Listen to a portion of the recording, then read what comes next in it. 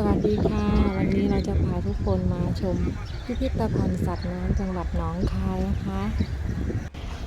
พอเรามาถึงนะคะเราก็จะเดินขึ้นไปซื้อตั๋วนะคะสำหรับห้องจำหน่ายตั๋วนะคะก็จะอยู่ด้านหน้าทางขึ้นเลยนะคะแล้วก็ตั๋วสำหรับเด็กนะคะก็30 บาทผู้ใหญ่50ชาวต่างชาติ100 บาทนะคะ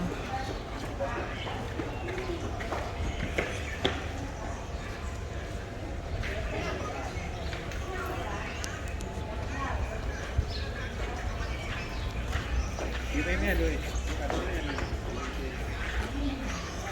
ถ่ายรูปจ้างถ่ายรูปกับแม่หันห ไหน น้า ได้บัตรยัง ทำอย่างนี้อย่างนี้เฮ้ยอันนี้ของเด็กนี่น้องเด็กก็หันหน้า เรา ไปหา ได้ แม่ ตั๋วแล้วนะคะเราก็จะ อย่างนี้อย่างนี้ ขึ้นไปชมสัตว์น้ำข้างบนกัน เย่ได้บัตรแล้วไป โอเคตามมาเลยนะคะ เดี๋ยวเราจะพาไปชมสัตว์น้ำข้างบนมีอะไรบ้างนะคะ เหมือนกันเลย แต่เราก็สีนะก็สีให้ นี่ตากล้องด้วย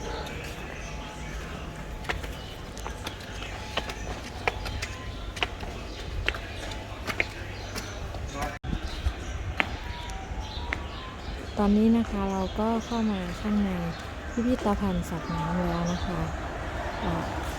ข้างในพิพิธภัณฑ์นะคะก็จะมีปลาหลายชนิดนะคะก็จะมีปลาทะเลทั่วไปแล้วก็ปลาแม่น้ำโขงนะคะเดี๋ยวเราไปชมพร้อมๆกันเลยนะคะ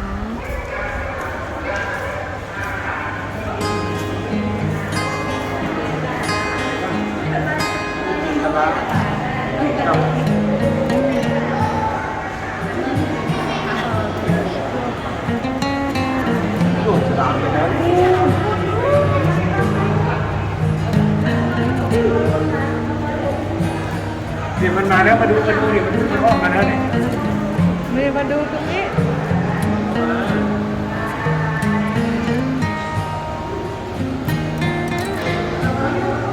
มันมาแล้วไอ้ฉลามที่จาม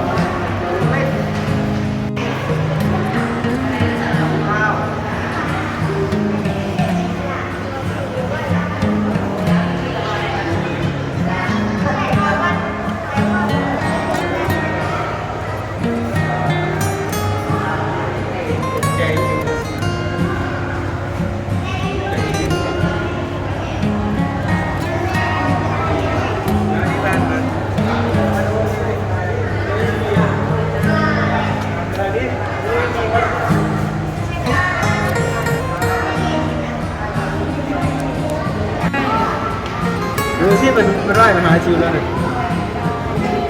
มาแล้วเนี่ย หลายตัวเลย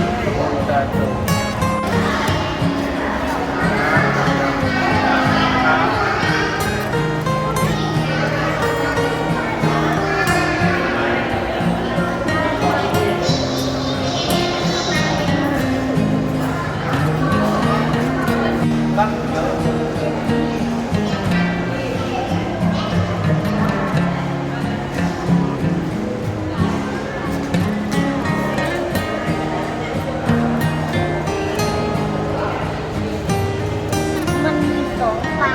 มีสองอันนี้ชื่อภาษาบางนี่ชื่ออะไร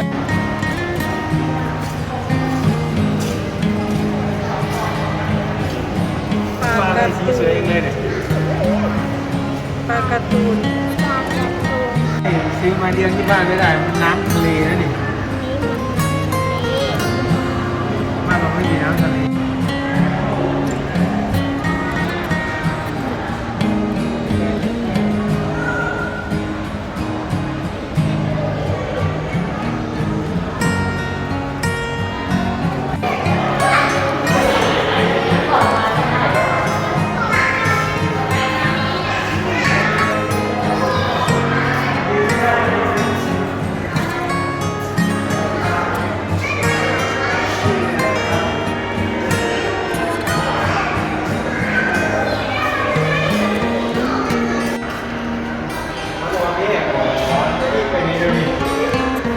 เยอะเลย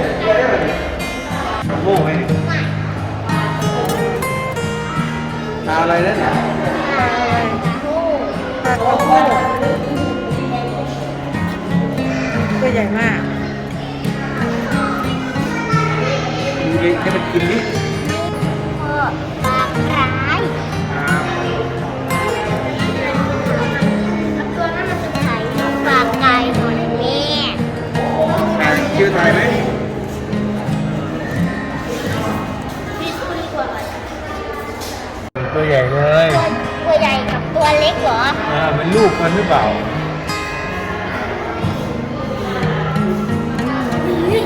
ลูกมัน เหรอใช่ลูกมันไหมล่ะ ไม่ใช่ไม่ใช่ ไม่ใช่ ลูก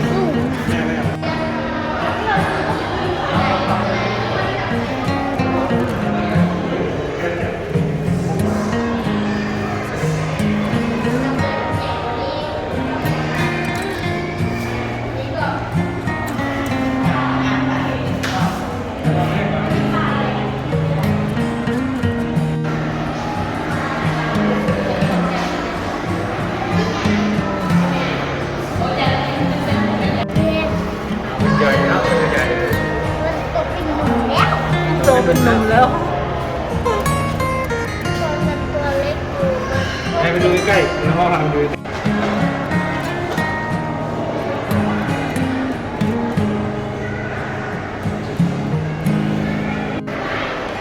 ใช่เหรอมันเป็นอะไรมันนอนครับ มันนอนเหรอ ครับ มันนอนแบบนี้เหรอ ไม่รู้ว่ามันนอนหรือมันเป็นอะไร ปลาอะไรนี่ปลาพวงชมพู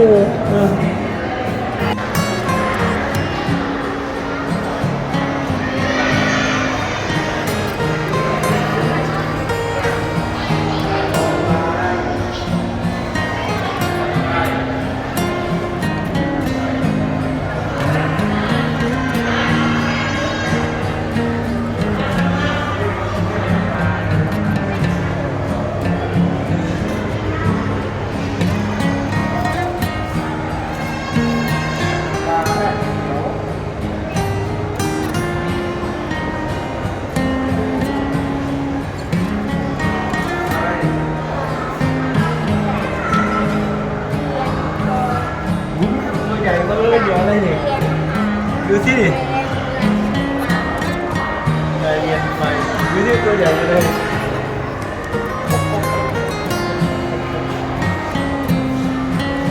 มาอีกแล้วตาหลอก อุ้ยสวยสวยมากเลย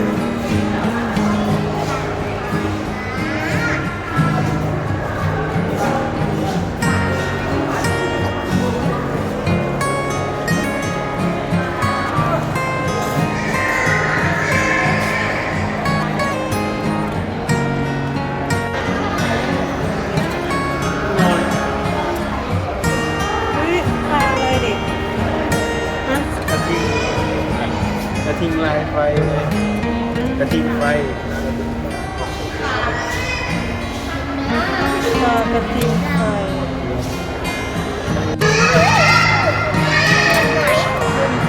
สีดำมาเลย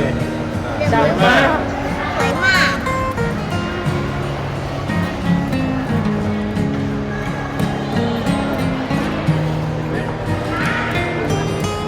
โอ้โห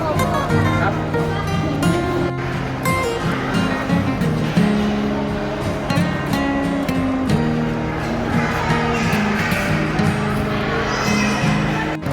ดูดูดู มีทุกนี่ตัวทั้ง ครับ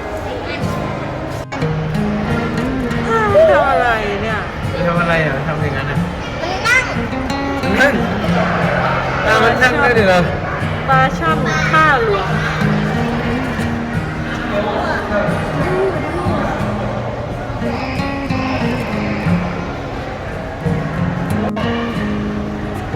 ปลาเทโพ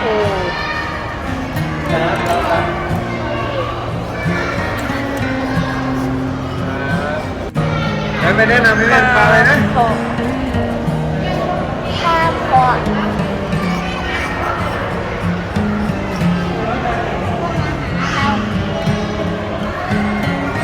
ไม่เล่นกับปลาด้วยเหรอ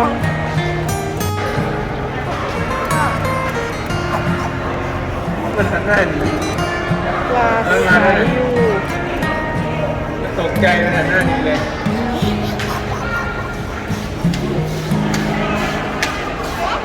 ขวา ปลา ไม่ไหวมันแอบมันเหนื่อยมันพัก เห็นไหมหน่อยหนึ่งมันอยู่ตรงนั้นเห็นไหมตัวหนึ่ง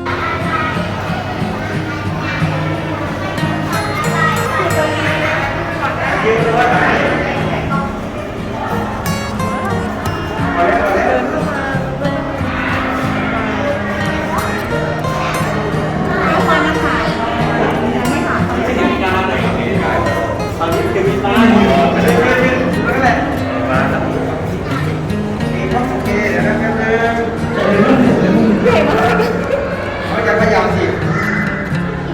ยืนนิ่งๆครับยืนนิ่งๆเอาไปไหว้อย่างนี้นะ อะไรนะ เมื่อกี้ก็ผมเนี่ย หันหน้ามา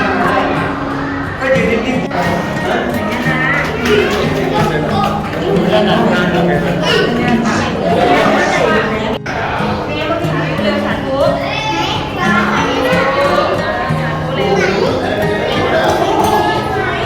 ไอ้ที่มันอยู่ที่มาก็เป็นเยอะเลยมันมีเรื่อง เร็ว